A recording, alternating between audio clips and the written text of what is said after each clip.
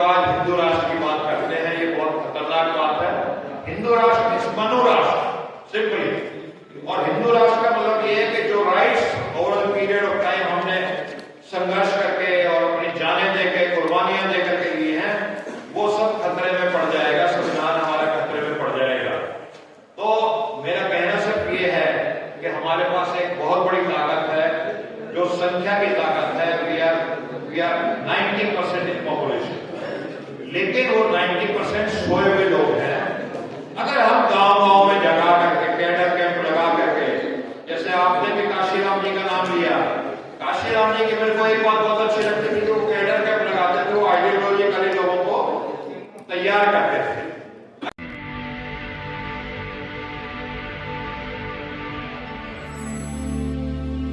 तो मैं ज्यादा लंबी बात नहीं कहूंगा, बहुत सारे वक्ता मेरे हैं।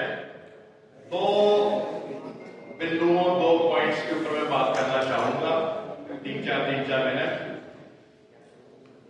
पिछले 40-50 साल में मैंने हर तरह का लिटरेचर पढ़ा और मैंने इतिहास भी पढ़ा, history. What I found is very important sir, history में अगर आप इंडियन हिस्ट्री पढ़ेंगे तो जब जब हमारी सोसाइटी में, इंडियन सोसाइटी में इक्वलिटी रही है, समानता रही है, समता रही है, तब तक हमारा देश ताकतवर और समृद्ध, धनवान, प्रॉस्परस, पावरफुल नेशन रहा है। If we start from the times of Buddha, there was very much equality at the time of Buddha. तो हमारा अशोका सम्राट अशोक इंडिया में हुआ और इंडियंस वर वेरी प्रॉस्परस। सब लोग, जाति नहीं था, सभी लोग, जिस भी जाति का कह लीजिए या जिस भी धर्म का उस समय कह लीजिए समाज, वो धनवान था, पैसे वाला था।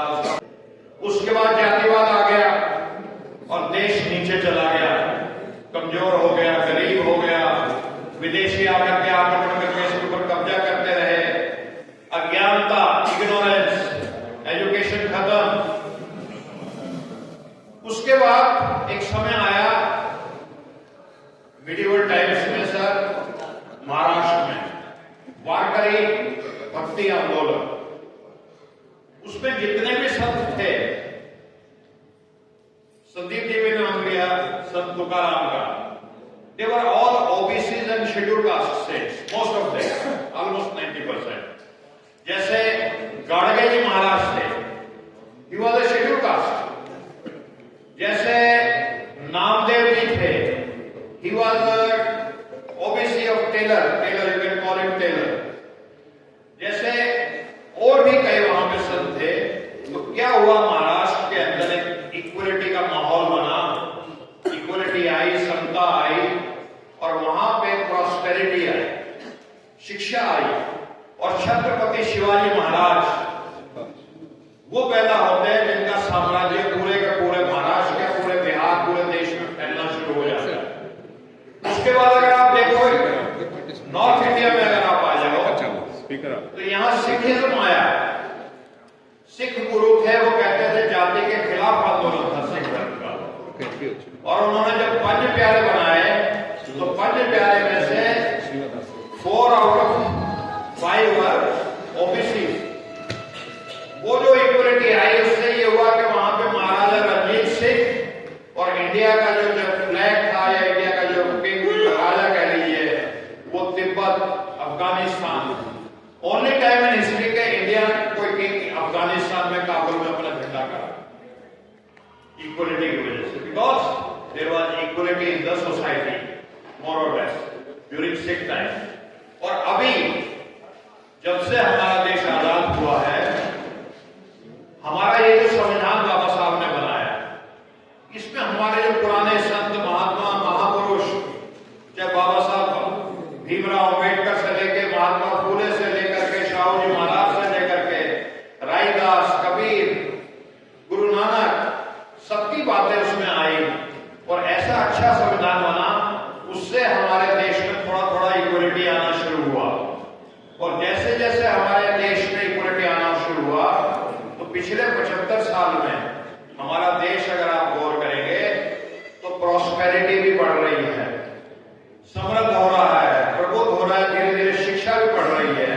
और अगर आप देखेंगे अपने पिछले 2 या 3 पीढ़ियों में तो हमारी तरक्की हुई है, प्रगति हुई है, सभी ने थोड़ी या ज्यादा तरक्की की है। And this is because of our Indian constitution, जो हमारे देश में सबको समानता का दर्जा देता है। अब कोई बेवकूफ कह सकता है कि मेरा 56 इंच का सीना है या 66 इंच का सीना है, इसकी वजह से देश तरक्की कर रहा है, लेकिन एक बात नहीं है।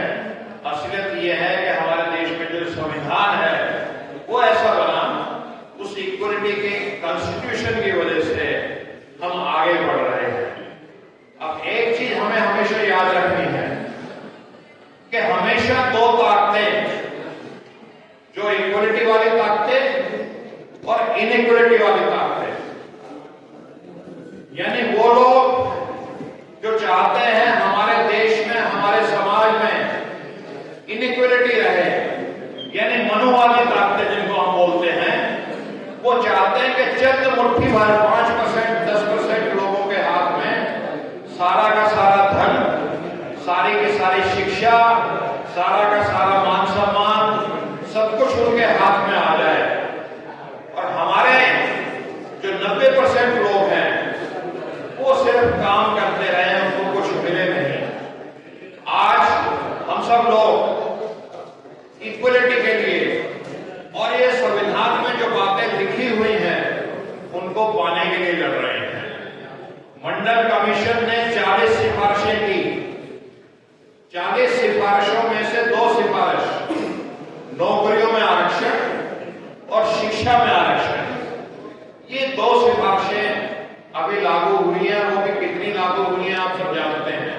उनको लोग लागू होने नहीं देना चाहते, वो एक जमीन पे उसको उतरना नहीं देना चाहते।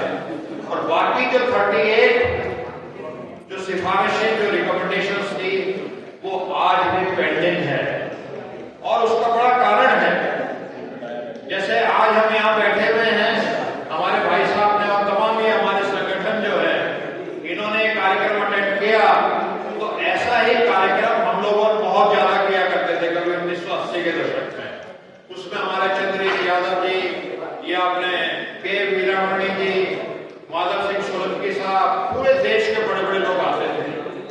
तो ऐसे कार्यक्रम में एक बार शरद यादव नाम जो नेता थे उस समय यंग, वो आए और वो बोले कि देखिए आप कार्यक्रम करते रहिए, इससे अवेकनिंग आती है, जागृति आती है, लेकिन इससे कुछ होता नहीं है, इम्प्लीमेंटेशन नहीं होता है, लेकिन अपने लोगों में जागृति आ जाएगी।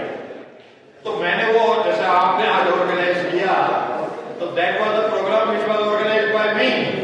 तो मैं बड़ा नाराज हो गया उनसे कि आप क्या बात कर रहे हो, हम इतनी मेहनत करते हैं, एजुकेशन करते हैं, और आप कहते हैं इससे आप बात बनेगी नहीं। तो वो बोले नहीं बनेगी। लेकिन फिर उनके हाथ में मौका आया 1990 में, और ये आप सबको बड़ा क्लैरिटी हो जानी चाहिए कि कैसे इंप्लीमेंट होती है चीज।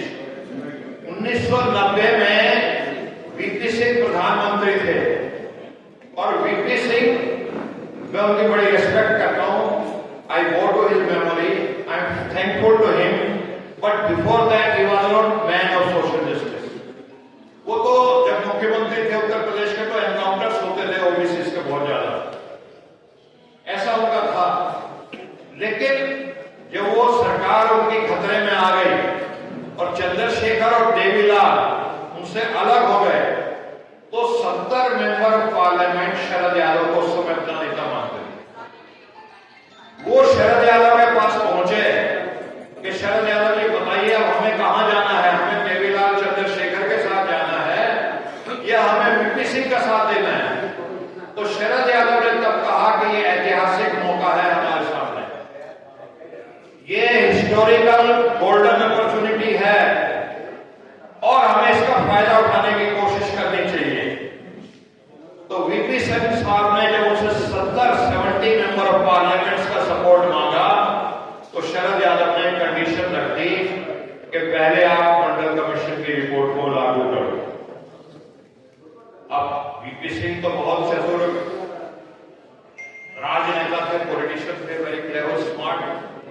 तो ही सेड ओके, 9 अगस्त को मेरे को अपना parliament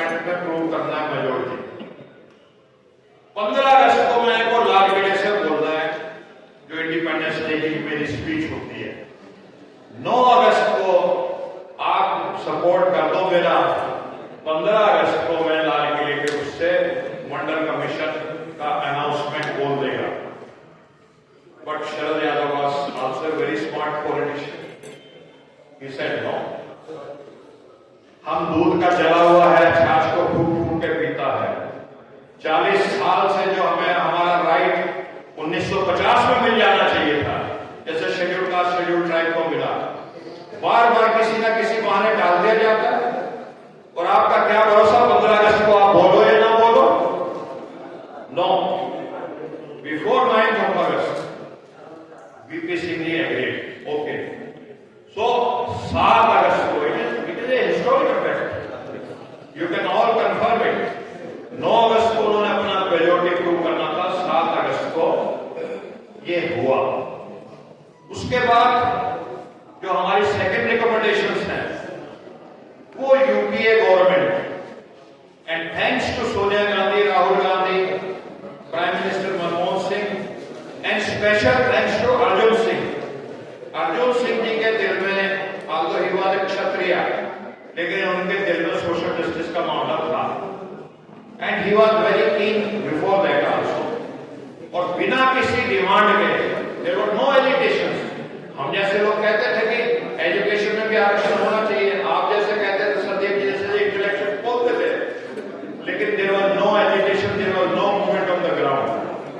but thanks to this people, Sonia Gandhi, Rahul Gandhi, Manmohan Singh ji, Arjun Singh ji, के ये शिक्षा में लागू हुआ।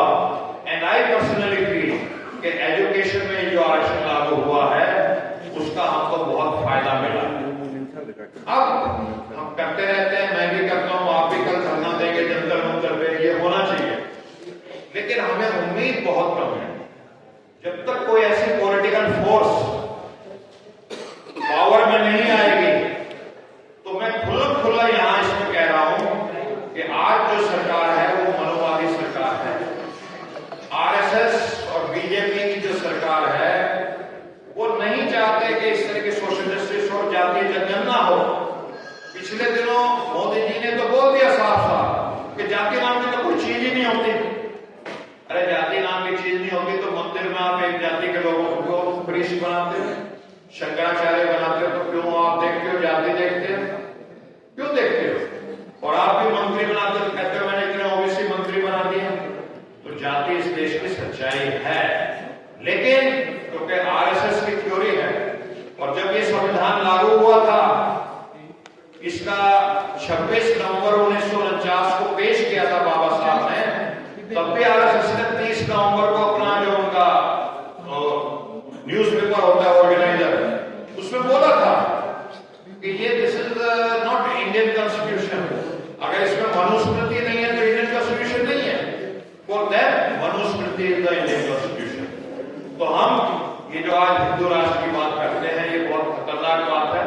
हिंदू राष्ट्र इस मनु राष्ट्र सिंपली, और हिंदू राष्ट्र का मतलब ये है कि जो rights over the period of time हमने संघर्ष करके और अपनी जानें देके, कुर्बानियां देकर के लिए हैं, वो सब खतरे में पड़ जाएगा, संविधान हमारे खतरे में पड़ जाएगा। तो मेरा कहना सिर्फ ये है कि हमारे पास एक बहुत बड़ी ताकत है, जो संख्या की ताकत है। वी आर 90% इन पॉपुलेशन, लेकिन वो 90% सोए हुए लोग हैं। अगर हम गांव-गांव में जगा करके, कैडर कैंप लगा करके, जैसे आपने भी काशीराम जी का नाम लिया, काशीराम जी की मेरे को एक बात बहुत अच्छी लगती थी कि वो कैडर कैंप लगाते थे, वो आइडियोलॉजिकली लोगों को तैयार करते थे। अगर हमने अपने लोगों को तैयार किया, अभी हमारे लोग तैयार नहीं है। आपने देखा राहुल जी ने महाराष्ट्र में बात की कि हम जातीय जनगणना कराएंगे और रिजल्ट्स क्या आता है। तो पूरी तरह से हमारे लोगों को तैयार करने की जरूरत है। और जिस दिन ऐसी सरकार आएगी, और खुशी की बात यह है कि राहुल गांधी इस समय बहुत पुरजोर तरीके से, कहते हैं पकड़ शेर की तरह आपकी बातों को उठा रहे हैं। और कांग्रेस पार्टी में इतना आसान नहीं, वहां तो उनको अंदर से भी विरोध कहीं ना कहीं से है, लेकिन उसके बावजूद भी कर रहे हैं। तो कहीं ना कहीं अगर आप लोगों की जब सरकार आएगी, तो मेरे को पक्का यकीन है कि न सिर्फ जातीय जनगणना और आपकी जो बाकी 38 मांगे हैं वो भी होंगी। और मैं आखिरी बात कहूंगा, किरण बोड़ा जी पता नहीं यहाँ पे बैठे हैं नहीं बैठे, पिछले दिनों, हाँ, मैं ज्यादा पुरानी बात नहीं, सितंबर में किरण बोड़ा जी ने मेरे को बुलाया कि हम एक धरना देने का सेंसस के लिए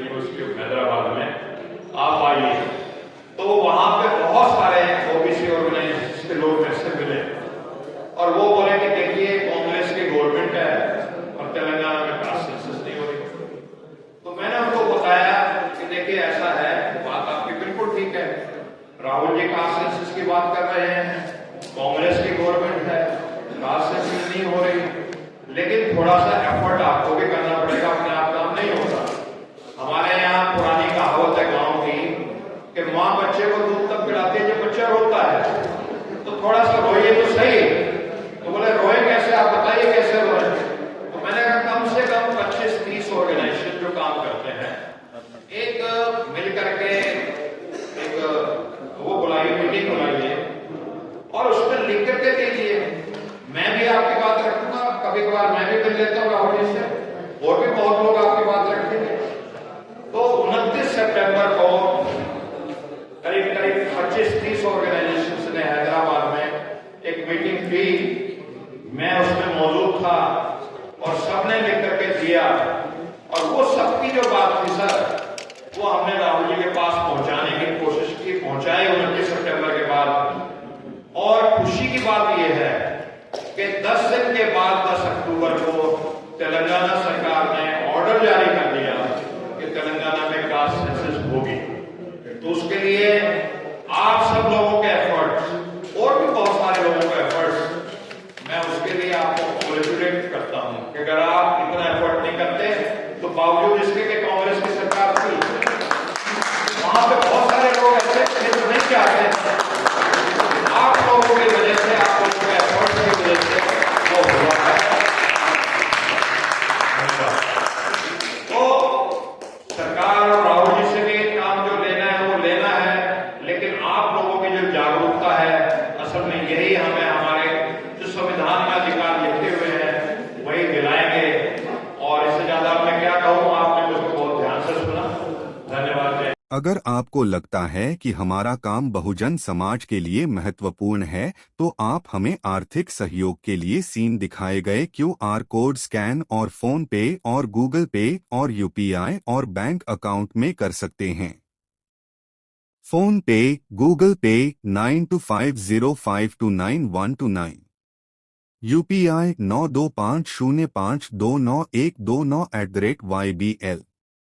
bank account state bank of India AC 1042994628, IFSC code SBIN 00066563। आपका छोटा से छोटा सहयोग समाज और हमें और मजबूत करेगा, जिससे हमें बहुजन पत्रकारिता में और निष्पक्ष बनाने में मजबूत करेगा। जय भीम, जय भारत।